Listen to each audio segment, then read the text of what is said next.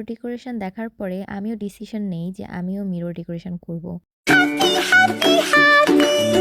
But আমার কাছে কোনো আইডিয়াও নাই এবং মিররটাও নাই। তারপরে আমি মিরর আনি, বাট তারপরেও আমি কনফিউজড ছিলাম যে আমি কি বানাবো। তারপরেও আমার মাথায় আসলো যে আমি এখানে ক্লে ওয়ার্ক করব। কিন্তু কি করব অনেক ভাবার পরে ভাবলাম যে লতা পাতা কিছু একটা বানাবো। দেন আমার মাথায় আসলো কাঠগোলাপের কথা, যেটা কিনা আমার অনেক ভালো লাগে। কাঠগোলাপ অনেক রকমেরই হয়, বাট আমার কাছে সাদা আর হলুদটাই বেশি ভালো লাগে, তাই আমি সাদা আর হলুদটাই বানাবো। ক্লে দিয়ে কাজ করার জন্য আমি একটা হার্ডবোর্ড নিয়েছি, যেটার উপরে আমি ক্লের কাজ করব। আমি এখন কাঠগোলাপের যে ডালটা হয় আমি সেটা বানাবো, বানিয়ে আয়নার সাইডে কোনায় কোনায় লাগিয়ে দেবো চারদিক দিয়ে। এই ক্লে দিয়ে পাতা আর ডাল হবে। ডাল লাগানোর পর আমাদের মিররটা ঠিক কেমন লাগছে দেখতে। এখন আমরা কাঠগোলাপের পাতা বানাবো। আমি লাস্টে পাতার শেপ দেওয়ার জন্য হিজাব পিন থাকে, ওইটা দিয়ে জাস্ট শেপ দিলেই হয়ে যাবে, আর কিছুই করতে হবে না।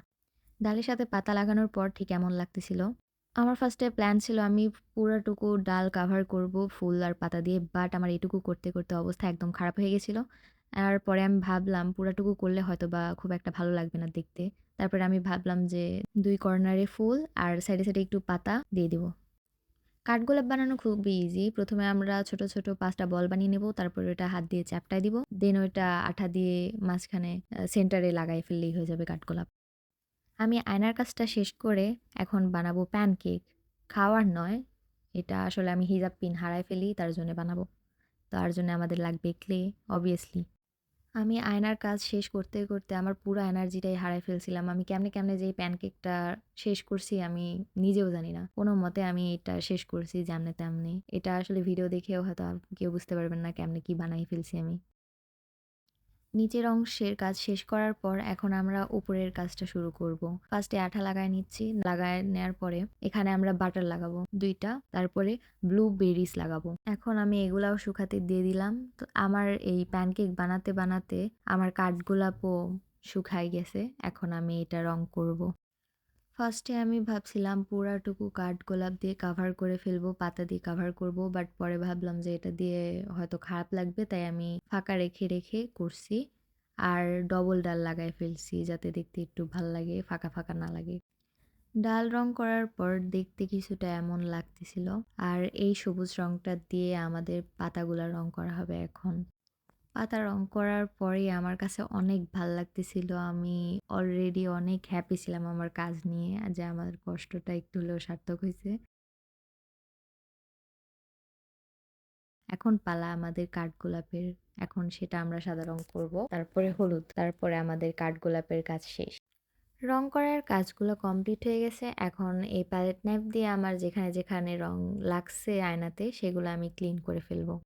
আমার আয়নাটা যাতে অনেক দিন ভালো থাকে আর একটা আলাদা রকম গ্লেজ দেয়, তার জন্য আমি এখন ভার্নিশ অ্যাপ্লাই করে নিব।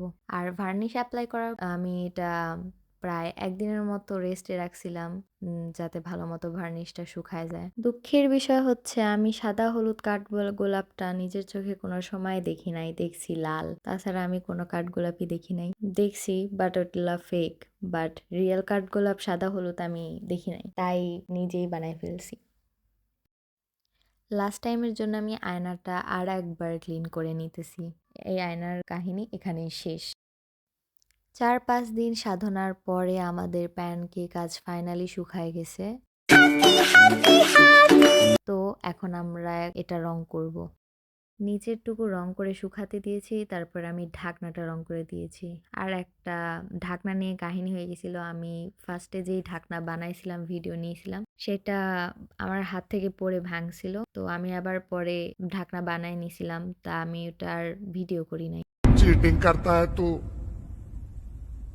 चीटिंग चीटिंग चीटिंग करता है तू ঢাকনার এই রংগুলো শুকানোর পরে আমি বাটার রং করে নিয়েছি, তারপরে ব্লুবেরিজ রং করে নিয়েছি। তারপর আমি শুকাতে দিয়েছিলাম একদিন, তারপরে আমি ভার্নিশ অ্যাপ্লাই করছিলাম। আমার কাঠগোলাপ আর প্যানকেক 2টা বানানোই শেষ। এখন আমি টেবিল অর্গানাইজ করার পরের লুকটা দেখাবো। তোমার জন্য জ্বলছে তারা একটুখানি আলো, ভোরের রং রাতের মিশে কালো, কাঠগোলাপের সাদার মায়া মিশিয়ে দিয়ে ভাবি আবছা নীল তোমার